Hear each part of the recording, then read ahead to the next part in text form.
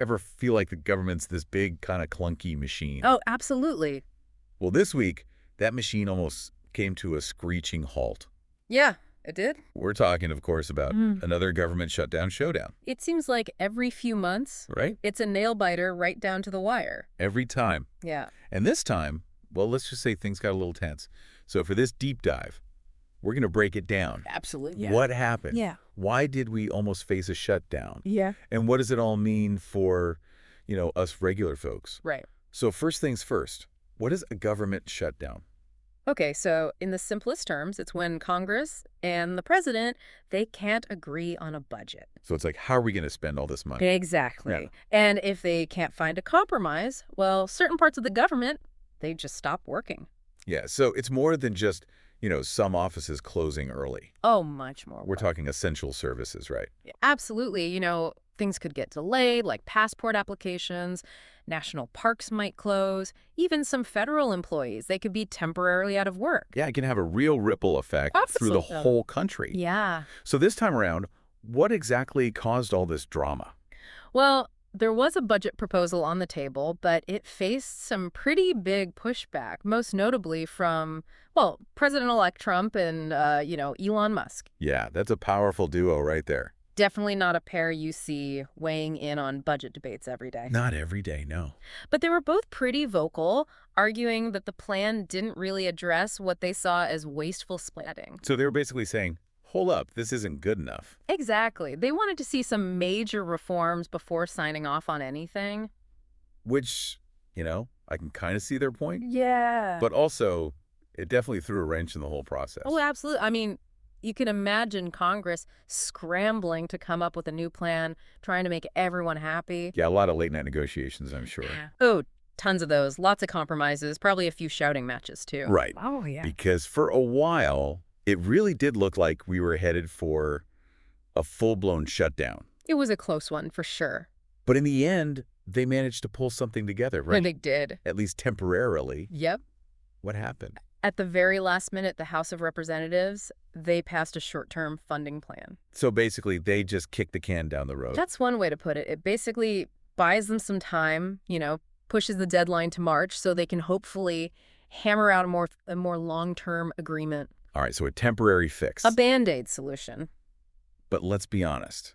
It feels like we've been here before, doesn't it? Oh, many times. Every few months. Right. It's this recurring drama. Yeah, and it begs the question, is there, a better way to do this? Right. I mean, can't we find a more sustainable way to manage government finances so we're not always facing these dramatic last-minute scrambles? Yeah, that's a great question, and honestly one that deserves a deep dive of its own sometime. A whole other episode right there. Exactly. But for now, I think we also got to talk about this whole debt ceiling issue, because that got thrown into the mix too, right? Oh, absolutely. That was a big part of the negotiations and probably a big source of confusion for a lot of people. Yeah, honestly, I think a lot of folks were probably scratching their heads like, what is this debt ceiling thing? Right.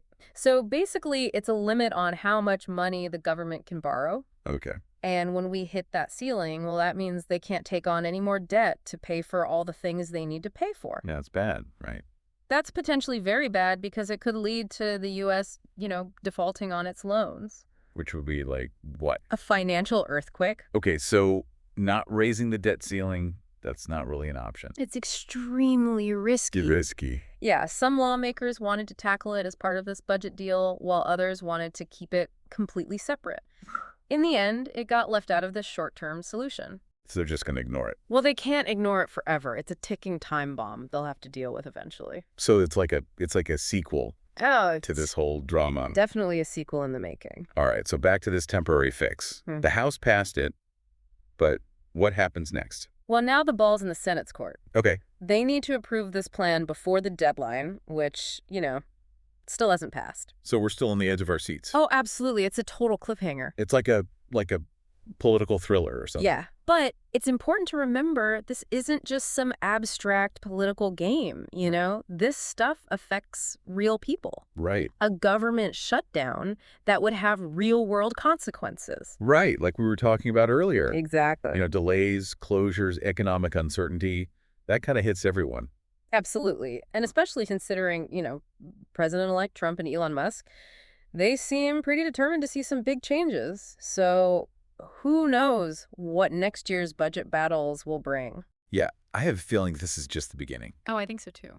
But hey, on a lighter note, did you know that the longest government shutdown in U.S. history lasted a whole 35 days? Oh, wow. That was back in 2018, 2019. Can't imagine going through that. Yeah, that must have been pretty chaotic. I bet. It makes you realize just how high the stakes are in these situations. Absolutely. Hopefully we can find a way to avoid a repeat performance anytime soon.